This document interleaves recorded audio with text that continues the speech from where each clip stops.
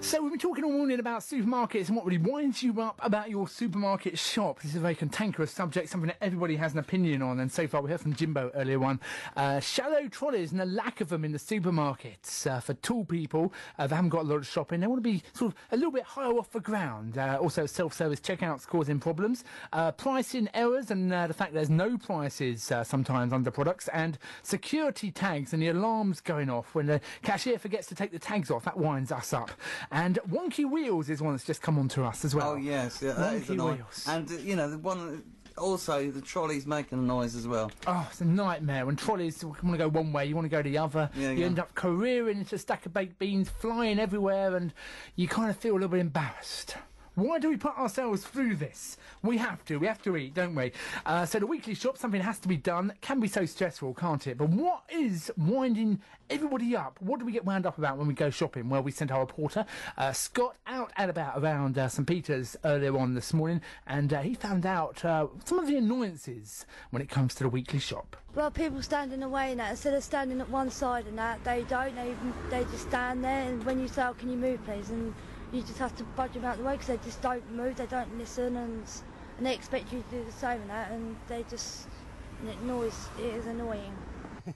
Trolley rage. Yeah, people who bump you with their trolleys. no, people who haven't sorted their money out before they get to the checkout. So that they've got all their stuff and then all of a sudden they need some money and they fanny about getting the money. That annoys me. Now, for me personally, it has to be those travellators. When you get to the end of a conveyor belt and it says, please move your trolley off the end of a conveyor belt, and it keeps going on and on at you. And I think it's there for health and safety reasons. Very, very bizarre. But anyway, new research has been looking into that very subject and found that those self-service checkouts are the nation's biggest bugbear. This research was conducted on behalf of the UK's leading discount and voucher code website, My Voucher Codes, and myvouchercodes.co.uk. And we are joined on the line now by Andy Barr, and Andy is the marketing director for My Voucher Codes. Welcome to Radio Wey, Andy. Good morning, thanks very much. Good morning, yeah, it's interesting actually. We've been inundated with emails and phone calls this morning of people telling us what really winds them up, and 73% of the vote in your particular poll went to these self-service checkouts. Now, these were originally designed to shorten queues and make life easier, but it seems, Andy, that they may be having the opposite effect. Oh, very much so. I think people are getting a bit scared by the Gestapo-sounding till that are shouting at them to insert cards here and remove bags here and place this, that, there. It's a scary thing to approach, and I think as more supermarkets switch to this 24-hour service, they're pushing more people into the self-service route. So what started off as a novelty, a bit of fun, is now, I think, scaring a lot of people.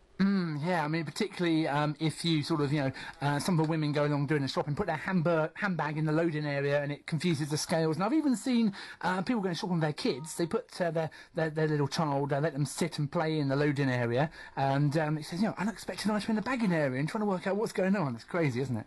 Very much so. I nearly paid £1,000 for grapes once because I was leaning on the weighing bit whilst I was putting the grapes on it. And I'm a heavy guy as well, so they could have been some very expensive grapes. So now you know what you're worth in grapes. Yeah, there we go.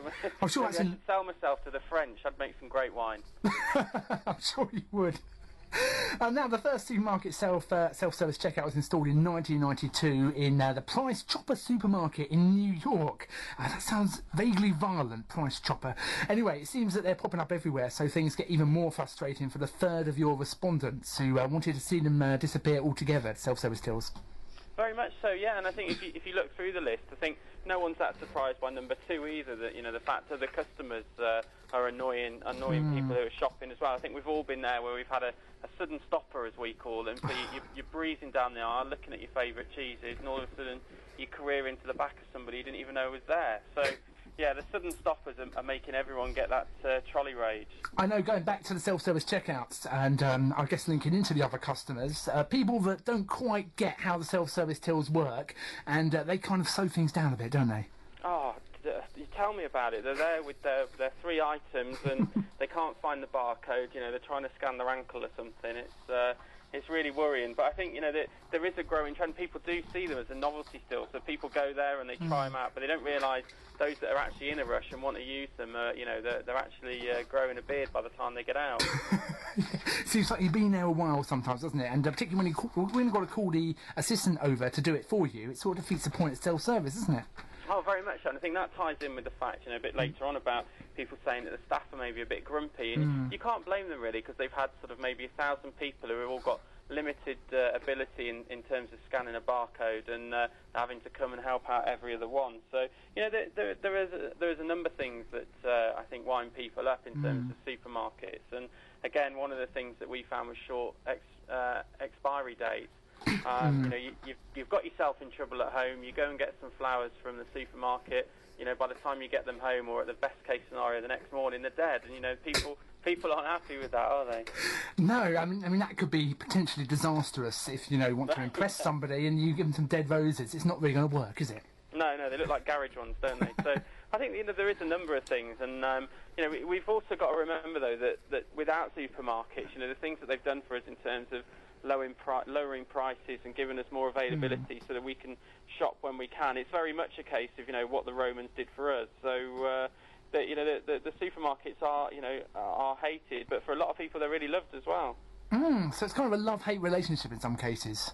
Very much so. I think if you look across my voucher codes, the amount of codes and discounts we have for supermarkets speaks volumes for the fact that, you know, people love going there and that they love the convenience of it, and that's why the supermarkets push so many codes and deals out to us to help people get a bit of money off when they're doing their weekly shop. Well, it seems like we are heading towards an age of digital, everything on the internet, and a lot of us would like an isolated shopping experience. So I guess this is why we're heading down the route of online shopping, and this has really sort of taken off over the last few years, hasn't it?